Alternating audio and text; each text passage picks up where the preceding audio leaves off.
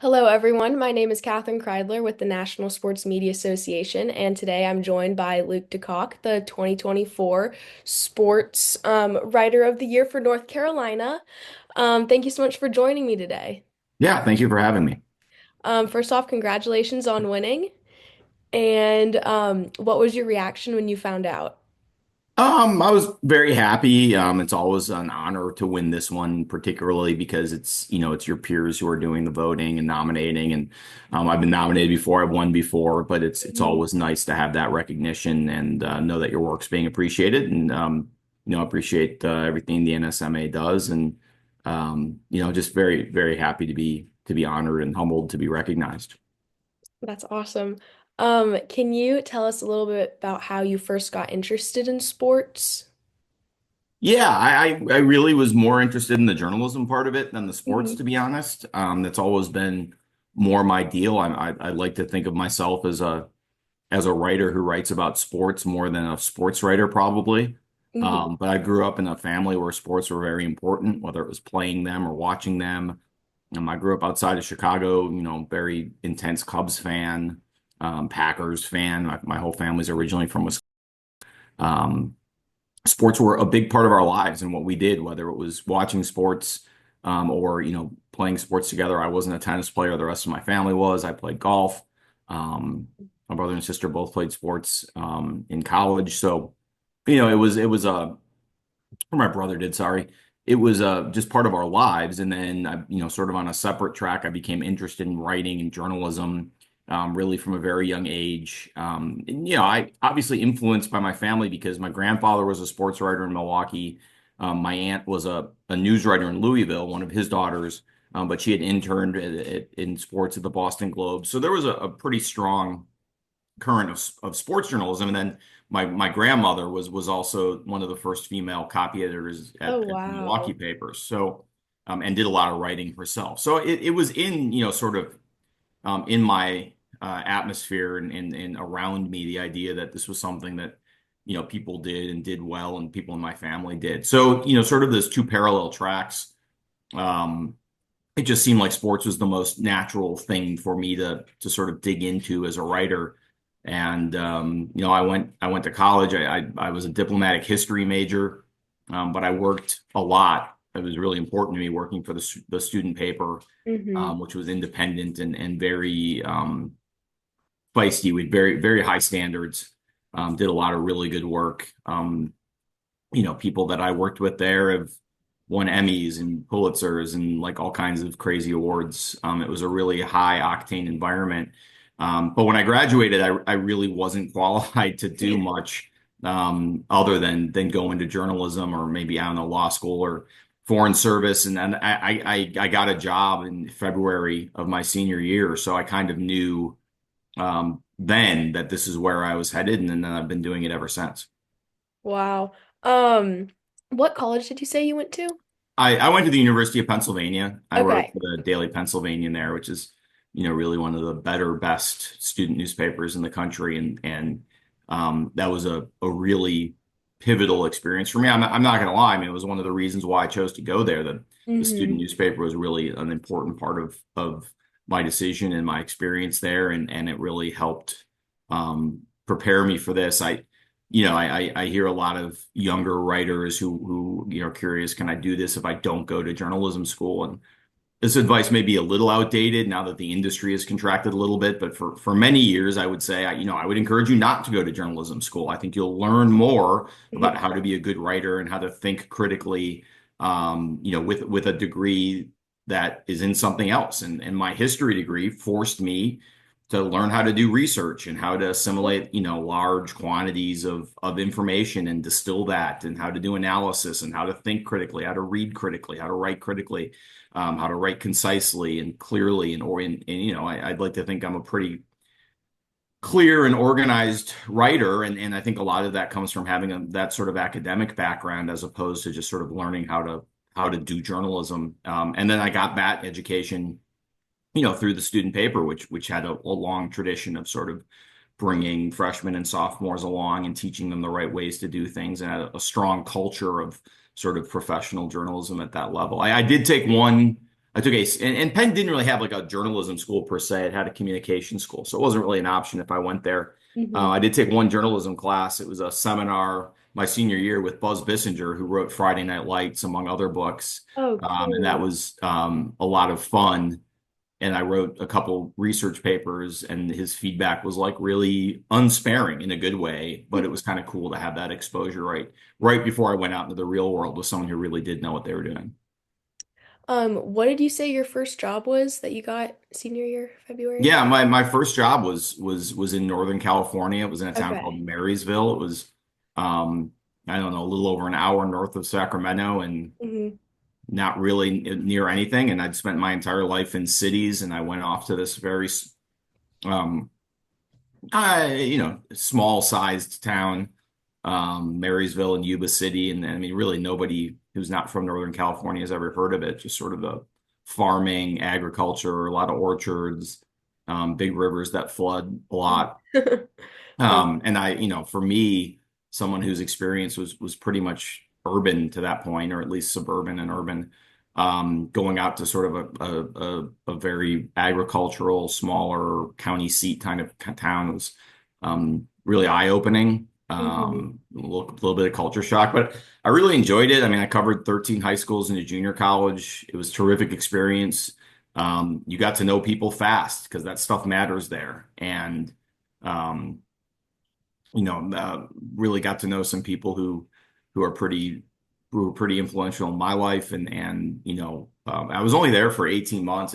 I was telling this to someone the other day. It felt like much longer, that Yeah. sort of first post college experience. But I learned a lot there and did a little bit of everything. We would go cover high school games at 7 and get back to the office and write at the office, and then we put the paper out. I mean, we would build the pages and get them to the press room and watch them come off the presses, and then go have a couple beers and then start it all over again. So you learned a lot about the nuts and bolts of the newspaper industry. Mhm. Not stuff that really matters as much in 2025, but at the time, having a good relationship with the people in composition and photo and the press room, especially when things were starting to, things broke down or running late or something broke or whatever, knowing how stuff got from, sort of your computer to the actual printed page, could be pretty beneficial at times. So it was a cool experience. Nowadays a lot of people, a lot of those jobs don't exist anymore. I'm sure that's a one-person sports staff now. It was three people when I was there. I had a great editor of the paper who's still in the business. She was great and helped me get my next job. It was a lot of fun, and I Mhm. wish those experiences were still available for more journalists because I think it's a great way to learn a lot in a very short period of time. It's just, the industry just doesn't really have those opportunities anymore. Yeah. Well, that sounds like a really good first job. Um, what would you say were some of the biggest challenges you faced early in your career, and then like how did you overcome them? Yeah. I mean, number one, I needed to get better. I Hmm. needed to improve. I had a lot of potential. I think I had a lot of sort of raw talent. I had a good understanding of where I wanted to get to and what it would take to get there. I just didn't always understand how to execute. I was lucky both in that job and especially in my next job, which was in Colorado Springs, to have mentors and editors who really were prepared to sort of say, this is good, this isn't, think about this, and was really able to focus on my craft and get better. I knew I needed to. I knew I wasn't good enough. Um, but I had the opportunities then to get reps and write a lot, and sort of learn what not to do in some cases, and get better as a writer and sort of find my voice and what worked for me, and ways to write that other people weren't. That was a big part of that. And the other part of it was, being in Marysville and Yuba City. It wasn't like you're covering the 49ers or even the Sacramento Kings. I mean, you had to do really good work just to get noticed because you weren't covering high profile topics. People were not, running into that paper in the airport. So there was to get out of there, it took a little bit of maneuvering. But I did, and it was, so I was certainly better off for the experience. So you said you grew up in Chicago? Mhm. So Chicago, college in Pennsylvania, then first job in California, then Colorado. Yeah, That's a lot of traveling all I lived in over. all four time zones by the time I was Yeah, 23. So, yeah, I mean, but it's funny because it doesn't happen that way now. And then my next job was back in the Eastern time zone. I've been here ever since. in North Um, Carolina. yeah, Okay. the business back then was a lot. It was almost like being in the military. You'd do a year or two one place, a year or two the next place. You'd move up the ladder. There were opportunities. Good work was sort of rewarded. Hmm. People who did a good job would find other opportunities in a way that kind of doesn't exist anymore, which is one of the reasons why I've been in Raleigh now for 20, almost 25 years. Um, is it just that sort of pipeline doesn't exist anymore. But I kind of got in on the tail end of it and sort of did the traditional small paper, medium paper, larger paper to get here eventually. But yeah, no, it was a lot of moving around, but that's kind of what I signed up for. I mean, I kind Yeah. of knew that going in, as I said, I was only in Marysville for 18 months. It felt like a much longer time, and I couldn't at the time I couldn't wait to get out. Um, Looking back, it wouldn't have killed me if I'd stayed a little bit longer. I was getting better. I was getting great opportunities to write. I was learning things. I was expanding my skill set. But you're just sort of, especially at that time, there's this sort of impatience and pressure to get to the next job. And I didn't want to cover things. I mean, look, 13 high schools and a junior college, that was extremely important to the people who lived Hmm. there. Extremely important. But I wanted to get to places and cover things that were more important for me. Or more, I thought were more important. And part of my experience there was I had to cover a flood. Like I was standing up on a levee in the middle of the night watching it break. Like you work at a small paper like that, you get experiences to do a lot of things. So um, it was good. But yeah, no, it was kind of what I signed up for. And I was really willing, both coming out of college and in my first couple jobs, to go anywhere. And it just sort of happened that was the path that I took. Did you ever have like a, oh, I've made it moment? I don't know. I mean, I think there's a sort of level of insecurity that you're always sort of dealing with, that you could be doing more or could have done more or whatever. I mean, there are some things I've done in my career that were truly sort of incomparable experiences that were sort of part of my job that I look back on now really fondly. I mean, number one, just as an event, the 2011 the Carrier Classic game between North Carolina and Michigan State on Oh, the cool. USS Carl Vinson. Obama was there, Magic Johnson, Brooklyn Oh my Decker. Like gosh. it was a Yeah. big deal. It was the first one of those carrier games they actually played, and you were on an active nuclear carrier parked on a naval base, like, and the That's so Secret Service cool. was there, and it was a big deal. It was the first one of those games. No one knew what it was going to be like. It's sunset in San Diego, and you're out on this deck of an aircraft carrier. That was really cool. That was one of the coolest things I've done in my career, and the coolest thing about it was not necessarily the basketball game or any of the stuff I just said, although that was cool. And it was like kind of cool standing on the deck of an aircraft carrier, watching Air Force One like land in front of you at the naval base, knowing that like 20 minutes before the game, and knowing that like the president was like coming there to go to the game. Yeah. But you had to get there at 5 a.m. to set up your stuff on the ship so the Oh, Secret wow. Service could sweep the ship. And then you could get back on. We got back on at 7 or 8 in the morning. And then you had the whole day to kill, really, because I think the game was at about 3 o'clock Pacific time. You had the Oh, whole day to wow. kill Yeah. on the carrier. That's a And they long basically day. said, once you cleared security, you basically had free reign of this nuclear carrier, this super Whoa. carrier.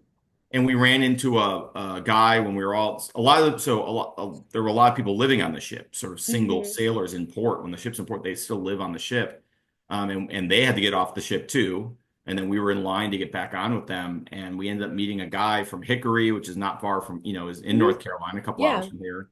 But my photographer and I kind of struck up a conversation with him, and he turned out to be one of the ship's barbers, and he took us on like a tour of the ship, and we got to sit in Oh, the admiral's cool. barber chair, and he showed us his bunk and the mess hall. So, we kind of got a look at the life of what it is to be in the Navy and live on a ship like that. And and that was what was so cool about it is I could understand if there was a sort of sense of imposition from the sailors who were on the boat because it's like, you got all these people coming in and they've got contractors setting up a stadium and it's a huge disruption to their lives while they're in port. And they were all like so excited that like we were there. Like so they wanted to show you everything and take you all these places. And obviously, there were places we couldn't go, but Yeah. I mean I remember the big elevators they used to move the airplanes up and down from deck to deck on the side of the ship. Like I remember riding up one of those from the hangar deck to the carrier deck where the game like there's just things you don't get to do much as a sports writer. Right. That's And really interesting. it was really cool the way that all the Navy people were just so excited that we were there and just wanted to show us that like this is what they do. Oh. Was one of the cool parts of it. And then the other one, the 2016 Olympics in Rio was just such a cool thing to Oh, be a part wow. of. I would have loved to have gone to Paris this summer. I was really looking forward to it. It was the best sort of work experience of my career. You just there's an atmosphere there that you don't get anywhere else. Not at a Super Bowl, not at a Final Four.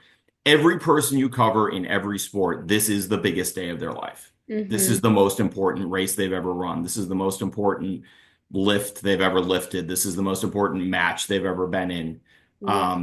And whether they're medalists or not medalists, it's just you really get swept up in sort of the immediacy of it and the significance of it. I mean, the stakes are just so high. Like people's entire lives build to one moment. And there was a guy from this area, from Knightdale, not far from here, who he'd moved away, gone to high school here, moved away. We didn't know a lot about him before I went to Rio. He wasn't totally on our radar, and I ended up talking to him. He was a hurdler. I ended up talking to him after one of his heats and working on a story, and he actually made the final and tripped on the last hurdle. He would have gotten bronze or Oh, maybe even silver, and he tripped on the last hurdle. And I'm like, this is just like you don't get many chances in your life to tell a story like this because yeah. what happens is you end up no one's heard this guy. You end up telling his whole life story kind of on deadline after the worst moment of his entire athletic career. It's just you feel an incredible obligation to do right by these people, Right. and it sort of makes it not to be too sort of hacky about it, but it is kind of the Olympics of sports writing. You try to meet that moment with the best of your ability, and everybody there is trying to do that. And it's also like the people you see at the Olympics, your colleagues, you have that bond with them, having been there and knowing that you are sort of the people who have reached a point in your career where you get to cover the Olympics. And it was funny because I spent 8 years covering hockey pretty much on an everyday basis. And you do that, and if your team wins the Stanley Cup, the team you cover wins the Stanley Cup, like the Hurricanes did when I was covering them, you really do get to know a lot of Canadian writers. Right. Yeah. Because Yeah. hockey is almost like their annual Olympics there when the Stanley Mhm. Cup finals and all that. And I remember walking the first or second day, I walked into the main press center and there were sort of 10 or 15 Canadian journalists sort of lined up at a table, all kind of in the same area. And they were all like, "Hey, Luke, what are you doing here?" And it was just this weird moment because the American guy I was with was like, "How do you know every Canadian writer?" Like, it's just hockey, man. It's just hockey. And they were almost all of those guys were just incredible guys and women, incredible people. And that was kind of cool to have that. But yeah, those two things to me, like I don't know if they were like necessarily like, oh, I made it moments, but they're Mhm. things that I'm glad I had the opportunity to Yeah. cover. I'm glad my career took me to those places. Very special standout moments.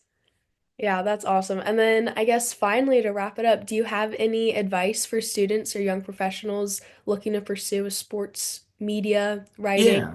Anything? Yeah. I mean, I would say, in general, for anyone looking to get into sports media, it really, I say this more in the context for writers, it really needs to be about the writing and the reporting. The sports, you can enjoy the sports, you should. I mean, like I, Mhm. I do this because sports is the most interesting thing for me to write about, but I could pivot and write about the state house or Yeah, the airline industry or whatever. Like those skills have to be transferable. right. And that's true if you're a writer or on camera, off camera, whatever sort of career you're going into, you should have a set of skills, a broad-based set of skills that really could transfer to any sort of media job. Like if you want to be like a sideline reporter and someone says, could you be a White House correspondent? Your answer should be yes. Like I could do that tomorrow. Like Yeah, have the skills and have you know, um, the foundation to do anything. Don't waste, I shouldn't say waste, but don't spend a lot of time getting better covering basketball. Spend a lot of time getting better covering anything. right. You want to have those transferable skills because the people who do this, the people who last, are the ones who love it for the writing or for the reporting or for that, not for the basketball or the baseball or whatever. That helps, but Yeah. that can't come first. And the other one is, and this is especially true for writers, but it's true for anybody, is writing is a muscle and it needs to be exercised.